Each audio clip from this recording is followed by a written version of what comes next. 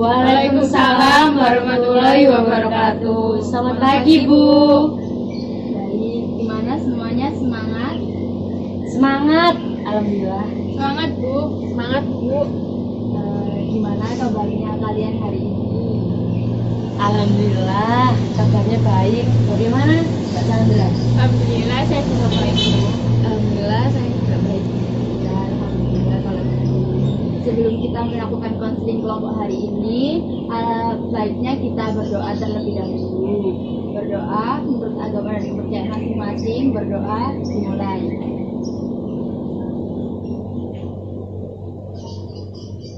Berdoa selesai.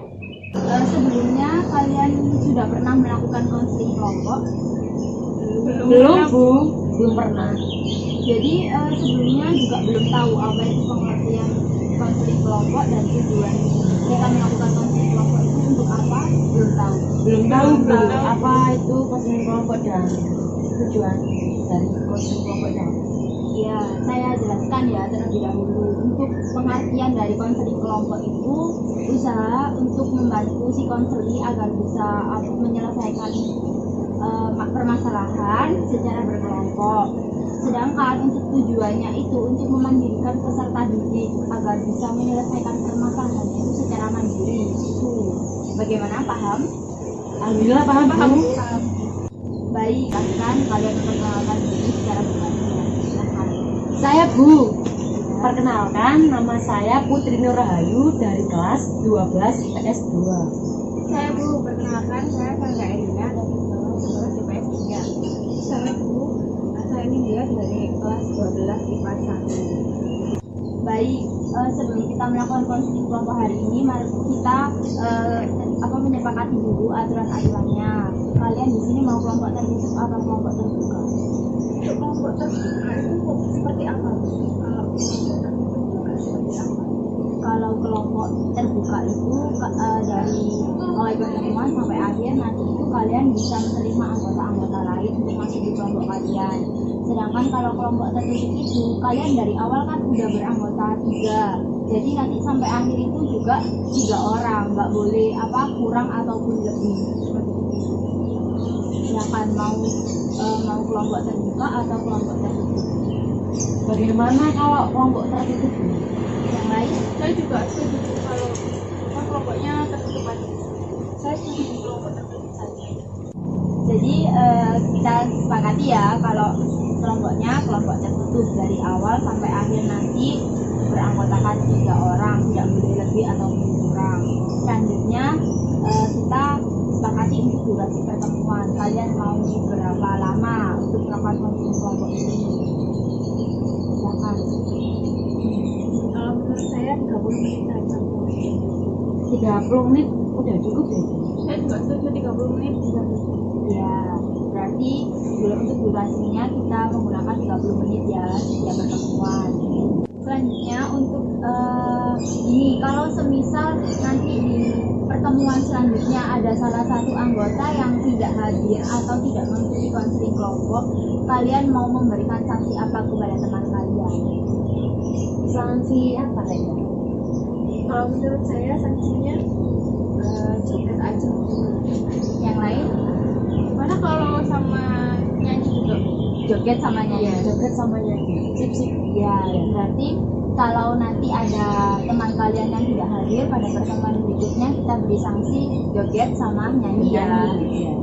Selanjutnya, jika ada nanti kalian mau mengutarakan pendapat, memberikan saran, itu kalian harus angkat tangan terlebih dahulu ya. Paham sampai sini?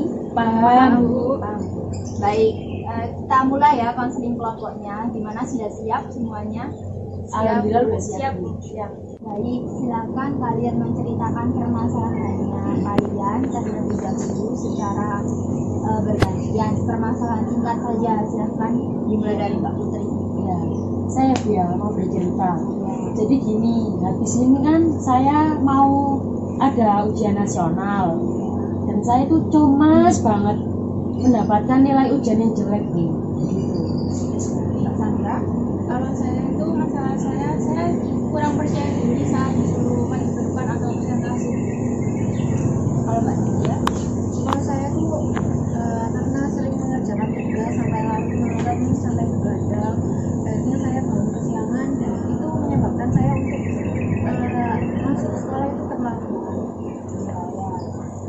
sudah menceritakan permasalahan kalian masing-masing ya. Jadi menurut kalian permasalahan siapa yang perlu kita bahas terlebih dahulu lagi? Kalau menurut saya sih permasalahannya Putri dulu, soalnya urgent dan sini kan mau ujian. Ya, Saya juga setuju masalahnya Putri yang diangkat terlebih dahulu, soalnya kan memang lagi mau masa ujian. Oke, kalau Mbak Putri sendiri bagaimana kalau dari teman-teman mau permasalahannya Mbak Putri terlebih dahulu yang diangkat? Gimana? Apakah Mbak Putri bersedia? Baik Bu, saya bersedia masalah saya untuk dibahas terlebih dahulu.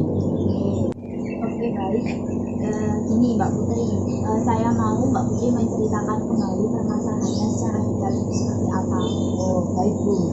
Jadi gini, saya kan habis ini mau ada ujian nasional. Saya itu merasakan cemas, takut, dan tegang gitu Bu. Soalnya saya itu kayak emang takut, cemas untuk mendapatkan nilai ujian nasional itu jelek gitu. Di sini baik teman-teman ada yang ingin memberikan pendapat mungkin untuk Mbak Putri. Ya, kalau menurut saya Putri ini jangan berpikiran negatif dulu, jangan berpikiran kalau takut kalau hasil ujiannya nanti jelek. Jadi belajar dulu aja, belajar kisi-kisinya diberikan sama guru. Oke, bagus. Ya. Ada yang lain? Saya juga setuju sama pendapatnya. Jadi Mbak Putri itu harus menggantikan pemikiran negatif itu tadi dengan belajar semaksimal mungkin, dan jangan lupa juga minta doa kepada orang tua supaya ujiannya bisa lancar. Pendapat dari teman-teman bagus sekali. Baik, sekarang saya ingin bertanya kepada Mbak Putri. Sejak kapan Mbak Putri mengalami ketegangan dan kecemasan tersebut?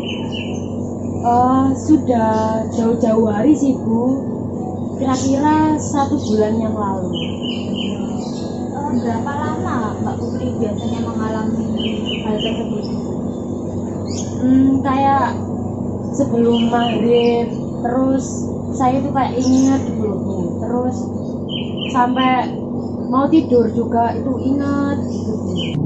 Baik, biasanya di mana Mbak Putri mengalami kecemasan sama ketegangan tersebut? Biasanya pas di rumah Bu, dan di sekolah juga kadang-kadang. Pada situasi apa Mbak Putri biasanya muncul rasa ketegangan dan kecemasan? Biasanya pada situasi di rumah ya Bu ya. Saya sedang belajar, saya kayak merasakan cemas, takut, tegang.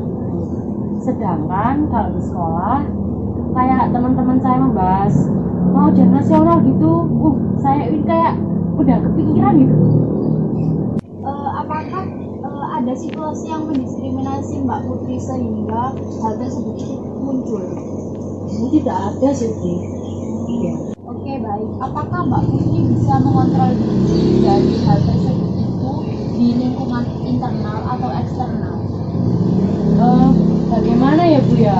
Kadang saya bisa mengontrol dan kadang saya juga nggak bisa mengontrol. Oke, baik. Di teman-teman sekitar Mbak Putri itu bisa memberikan motivasi Mbak Putri atau justru memperlemah Mbak Putri dengan hal tersebut juga? Ya, alhamdulillahnya teman-teman saya itu memberikan semangat, memberikan motivasi, memberikan dukungan pada saya Bu. Jadi saya ya senang gitu.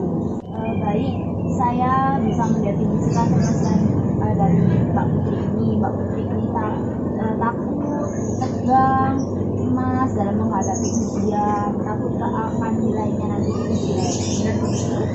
Iya Bu, benar begitu. Oke, apakah rasa takut, rasa cemas ini itu berpengaruh di kehidupan Mbak Putri? Ya, menurut pendapat saya sangat berpengaruh Bu dalam belajar saya, terus dalam lingkungan sekolah saya itu sangat berpengaruh Bu. Oke, baik. Sekarang silakan Mbak Putri sebutkan apa saja sih hal yang membuat Mbak Putri itu tadi cemas, tegang, takut. Jadi hal yang membuat saya cemas, takut, tegang itu Bu. Yang pertama, mendapatkan nilai ujian nasional yang jelek. Terus yang kedua, harapan dari orang tua itu Bu, mengharapkan nilai saya baik dan memuaskan. Terus yang ketiga, itu saya tidak memahami materi Bu. Terus yang terakhir, yang keempat, saya kurang mempersiapkan materi-materi dari ujian nasional tersebut. Oke, baik.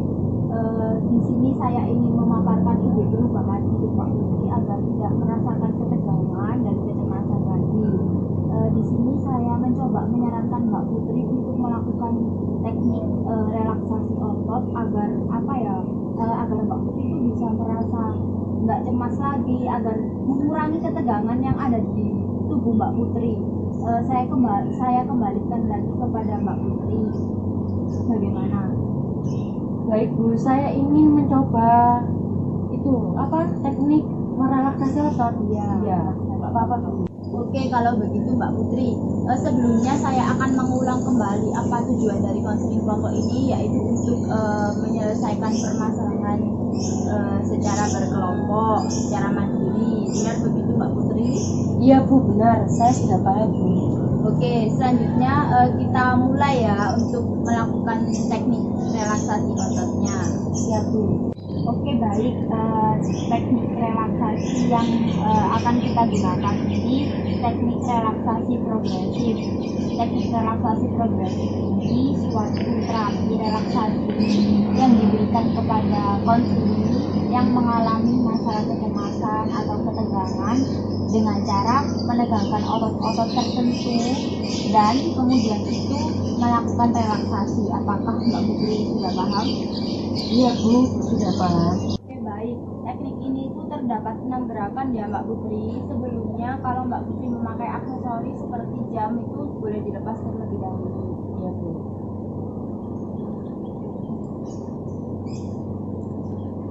Sudah saya lepas Bu, biar. Baik, sebelum kita melakukan teknik ini, silakan Mbak Putri memposisikan tempat duduknya terlebih nyaman untuk silakan Mbak Putri. Iya Bu, terima kasih. Sekarang silakan Mbak Putri tarik nafas terlebih dahulu 3 kali.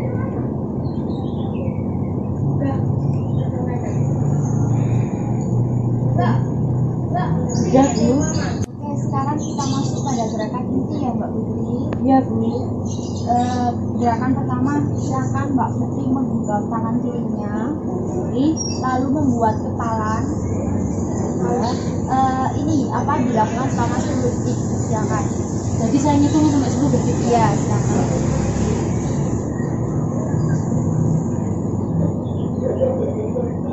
Sudah Bu. Lalu gerakan kedua, silakan Mbak Putri melakukan hal yang sama pada tangan kanan. Silakan. Digenggam ya, silakan di kepala. Lakukan selama 10 detik. Sudah Bu. Lalu untuk gerakan ketiga, silakan Mbak Putri menaikkan kepalan tersebut itu kedua tangannya ke bahu Mbak Putri. Ini ya Bu. Iya, dilakukan selama 3 kali. Silakan Mbak Putri. 1, 2, 3. Sudah Bu. Lalu gerakan keempat, silakan angkat bahu Mbak Putri setinggi-tingginya, lalu hitung selama 10 detik. Silakan Mbak Putri. 1, 2, 3, 4, 5, 6, 7, 8, 9, 10. Sudah Bu. Lalu sekarang kita masuk gerakan kelima. Silakan Mbak Putri kerutkan dahi dan alis Mbak Putri sampai otot terasa. Lakukan selama 10 detik. Silakan Mbak Putri. Ya, siap Bu.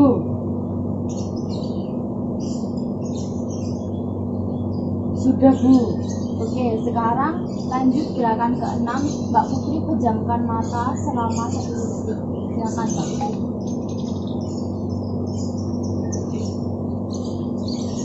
Sudah Bu. Bagaimana Mbak Putri sekarang? Apa udah mengurangi rasa cemas dan tegang Mbak Putri?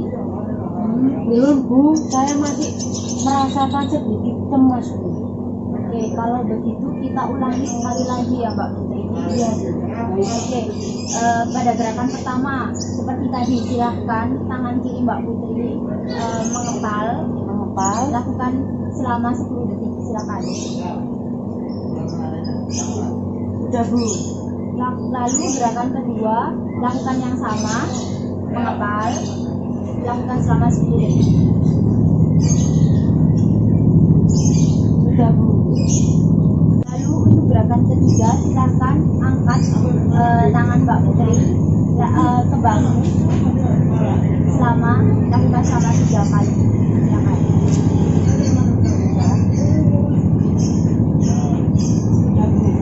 Selanjutnya gerakan keempat silahkan angkat bahu Mbak Putri lakukan selama 10 detik. Silakan.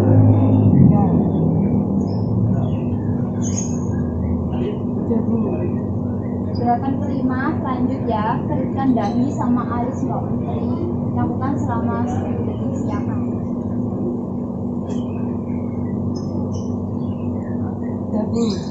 Lalu terakhir pejamkan mata Mbak Putri rapat-rapat selama 10 detik, silakan Mbak Putri.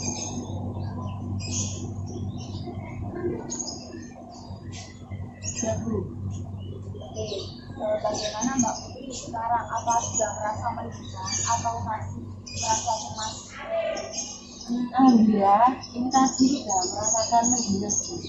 Alhamdulillah ya Mbak Putri sudah merasakan bisa mengurangi kecemasan yang ada di badan Mbak Putri. Dirasa Mbak Putri sudah bisa mengendalikan kecemasannya dan Ibu yakin Mbak Putri bisa mengerjakan ujiannya dengan lancar ya. Ya, amin. Makasih Bu. Ya, sekarang kita beri aplaus kepada Mbak Putri yang sudah bisa memberikan sudah bisa menceritakan permasalahannya dan bisa melakukan tes dengan lancar. Terima kasih teman-teman. Oke, baik. Sepertinya waktunya kita sudah habis untuk melakukan kegiatan konsumsi kita hari ini.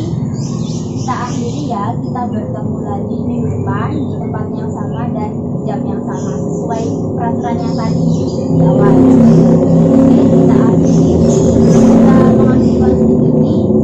Alangkah baiknya kita berdoa terlebih dahulu. Silakan berdoa dimulai.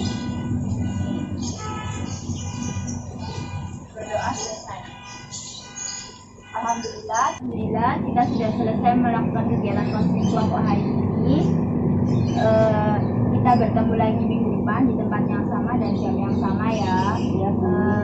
Baik, kita akhiri. Wassalamualaikum warahmatullahi wabarakatuh. Waalaikumsalam warahmatullahi wabarakatuh.